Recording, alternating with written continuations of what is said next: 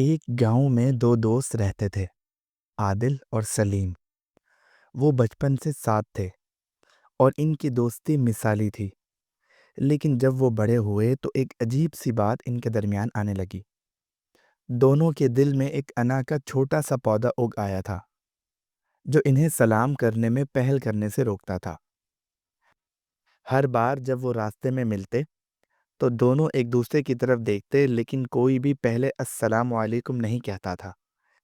نتیجہ یہ ہوتا کہ دونوں خاموشی سے ایک دوسرے کے پاس سے گزر جاتے اور ان کی دوستی میں ایک اندیکھی دراڑ پڑنے لگی۔ ایک دن گاؤں کے بزرگ دادا جان نے انہیں اداس دیکھا۔ انہوں نے دونوں کو اپنے پاس بلایا اور پیار سے پوچھا، بیٹا کیا بات ہے؟ تم دونوں ایک ساتھ نظر نہیں آتے۔ عادل اور سلیم نے شرمندگی سے اپنی نظریں جھکا لی۔ دادا جان نے ان کے دل کی بات بھانپ لی۔ وہ مسکرائے اور بولے، مجھے پتا ہے تم دونوں کیوں پریشان ہو۔ تم دونوں کو ایک بات سمجھنی ہوگی۔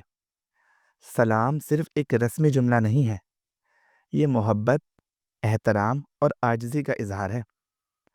انہوں نے مزید کہا، بیٹا سلام کرنے میں پہل کرنا کوئی کمزوری نہیں بلکہ ایک طاقت ہے۔ اس سے تمہارا دل بڑا ہوتا ہے، تمہاری انا ختم ہوتی ہے اور تمہاری دوستی میں نئی جان آتی ہے۔ اللہ تعالیٰ بھی اس شخص کو پسند کرتے ہیں جو سلام کرنے میں پہل کرے۔ دادا جان کی باتیں ان کے دلوں کو چھو گئیں۔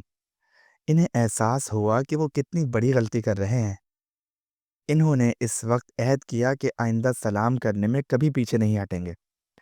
اگلے دن جب عادل اور سلیم ایک دوسرے سے ملے تو عادل نے فوراً آگے بڑھ کر بڑے جوش سے کہا، السلام علیکم سلیم۔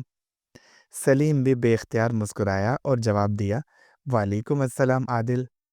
ان کے چہروں پر وہ پرانی مسکراہٹ واپس آ چکی تھی اور ان کی دوستی کی ڈور پھر سے مضبوط ہو گئی تھی۔